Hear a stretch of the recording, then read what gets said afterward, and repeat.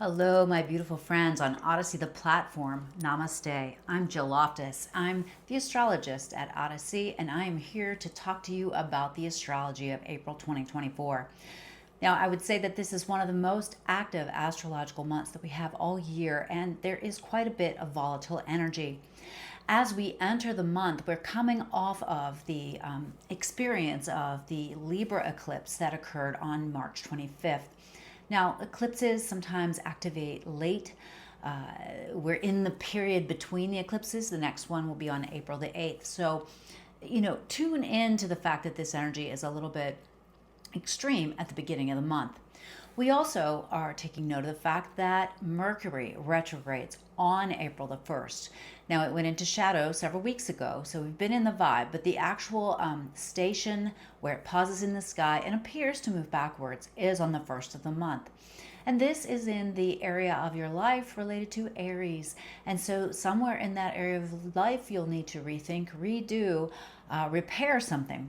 So keep in mind during the entire month, we have this energy of a little bit of confusion, maybe a little bit of some problems with technology and things like that, which could be amplified by some of the other aspects occurring. So then on the 3rd, we have a meeting between Venus and Neptune in Pisces. Now, they both are very powerful in the sign of Pisces. They love to merge into that inspired sign, that kind of energy of the depths and emotions and intuition. Now, Neptune can introduce a certain amount of fog or illusion in that, and Venus so wants to merge, and so it could be a powerful time, a creative time, a lovely romantic time, that it also could lend an air of confusion depending on how it's aspecting your chart. So be careful about going all in on something that just is about emotions, because it could be there could be more to it. There might be some clarity that needs to be gained. The next aspect that I want you to pay attention to is on April the 6th. Now, Venus will move out of Pisces, move into the sign of Aries, and she's very different in that energy. She's very assertive. She's going for it. She's, taken on the garb of the warrior, and she is going to powerfully, positively aspect the planet Pluto. And so there could be this very, spring type energy of desire and depth that could spark up, that could be positive depending on how it's aspecting, of course, your personal chart. The next day I want you to pay attention to is April the 8th, when we're talking about this super powerful eclipse. This eclipse is at 19 degrees of the sign of Aries, and to the exact degree and minute is touching Chiron. Chiron is an asteroid that relates to healing, to our wounds, to learning about what has hurt us and how we can use that to help others. Now, this particular solar eclipse is exceptionally powerful in the United States because that is the track that it takes. It's very visible. And it is about 4 minutes. I believe it's a little longer than that. And solar eclipses ripple out for a year for every minute. So this is a symbolic event that will impact people, especially in the United States, for the next 4 years. So pay attention to the symbols globally, locally, and then of course in your own life. What is going on here? What powerful new beginning is starting in this Aries area of life that has this concentration of energy? The North Node is there. Venus is now there. Mercury's there, retrograde. And the Sun and Chiron, all powerfully coming together, right?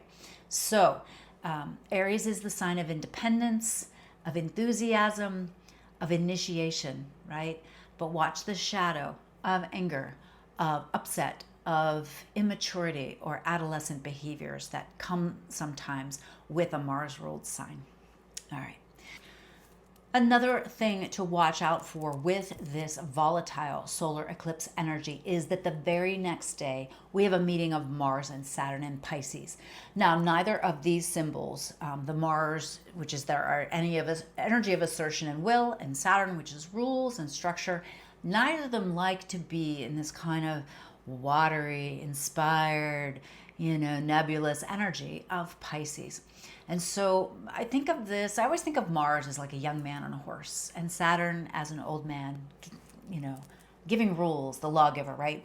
So this is a clash of those two energies. They're going to meet very powerfully, and you will feel this more Saturnian edge to it because Saturn moves slower. It kind of exerts its more power over the Mars.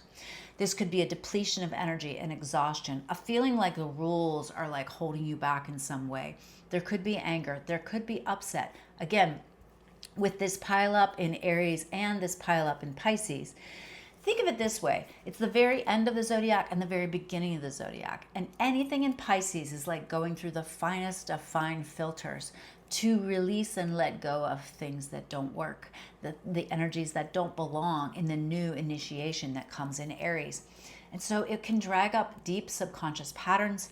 It can bring things up out of the blue, right? Just like out of the water, right? You know, you're looking into the pond, you can't really see what's in there. It's very hard, it's very confusing. So slow down when you're dealing with this energy. Our next day to pay attention to is we've got Mercury merging with the sun on April 11th. Now, you'll start to notice April 1st, right there, you know, the typical Mercury retrograde things. And so there may be a certain amount of confusion. But when Mercury merges with the sun, we call this a Cazimi point, and there's an empowerment. There's an idea, the spark of something initiating. There's some wisdom to be gained there. And so make sure you're journaling and keeping track on that day. Just any kind of insights that come through or become available to you. Our next day that I want you to keep an eye on is the 13th of the month. Now, I don't talk too much about this particular asteroid. Her name is Eris. Eris, but she is Mars' sister. She's the goddess of discord and strife.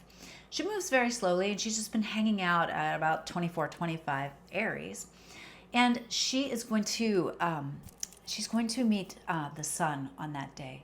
Now, again, there could be this kind of this desire to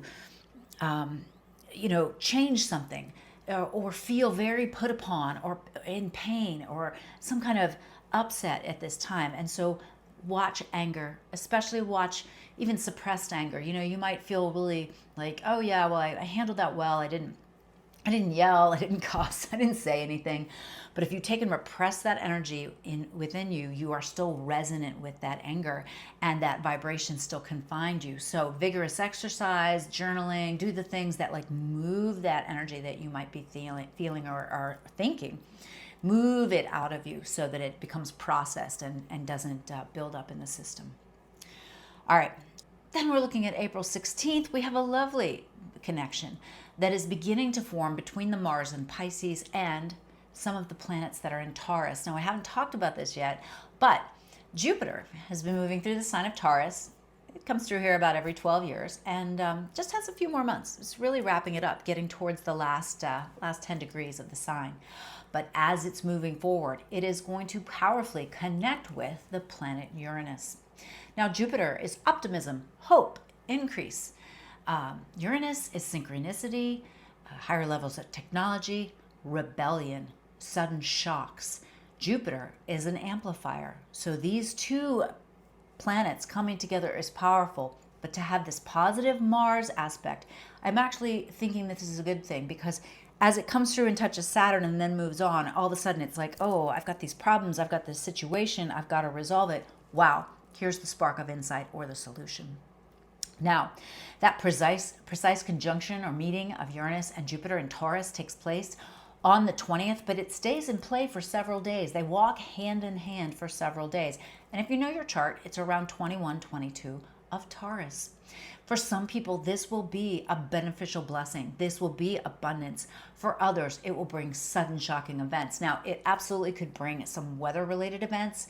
It could absolutely bring wild rises and falls in financial markets, issues in supply chains, issues with money and resources, anything that has to do with Taurus-related things, right?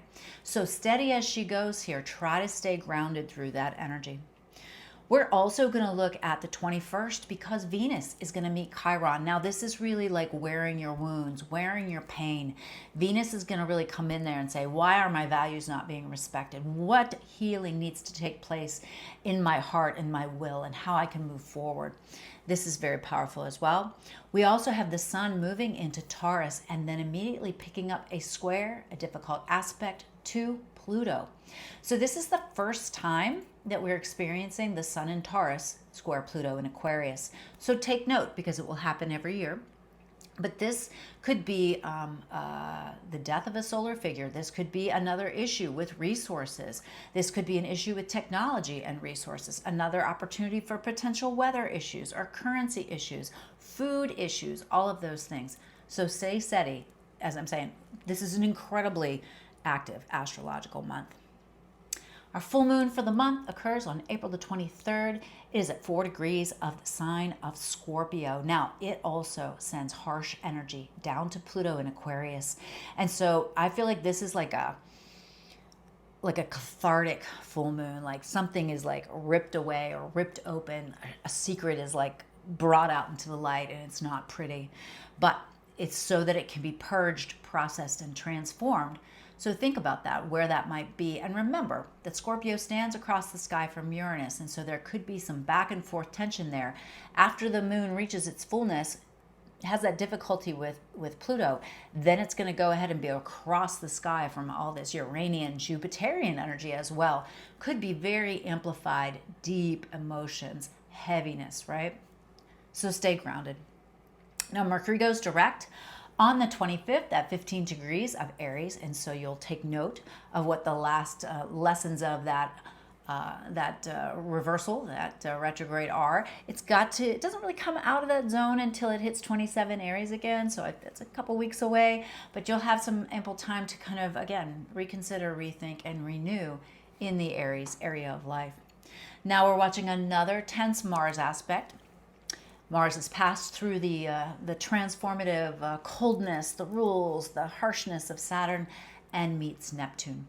Now, Mars coming together with Neptune, you may have heard me say this before, is the energy of boldly going in the wrong direction. Confusion. I see this as the energy of zealots and zealotry and people who are, lashing out, and they don't know who to lash out at, and it's like they're mad, and so they take it out on the first person that's in front of them, and it really has no relationship to what they were angry about at the first place. This could also be very like a martial pursuit of things that blot out or obliterate, and so stay away or avoid people or situations where there might be a lot of drugs or alcohol or substances, or even just falling into your phone and bad news and conspiracies and all those types of things. That's definitely in play for the last several days of the month. Now, we finish up with Venus moving into Taurus on the 29th, which I feel like is going to feel like a breath of fresh air. We need to get some of those energies out of that fiery Aries and into that lovely stabilization of Taurus. But we will also have Mars at the very end of the zodiac, the very end of Pisces, which could be very volatile. And on the 30th, Mars moves into Aries. And when Mars moves into Aries, it gets ready to begin triggering these previous eclipse points. And so some of the themes that may have come up during the March 25th and the April 8th eclipse will be triggered by the Mars influence in the month of May. Well, I hope you found this useful and helpful. Thank you for watching all the way to the end. I hope you will hop on the Odyssey The Platform website and check out all the wonderful content there with all of the other creators and gifted, talented healers and helpers on that site. And if you would like to know the specific reading for your astrological rising sign or sun, I've got a special little forecast for each of you recorded. That's on the Instagram page for our Instagram account for Odyssey The Platform, and I'll see you there. I wish you the most marvelous month of April. Stay grounded, stay steady, and stay adaptable to change. Namaste.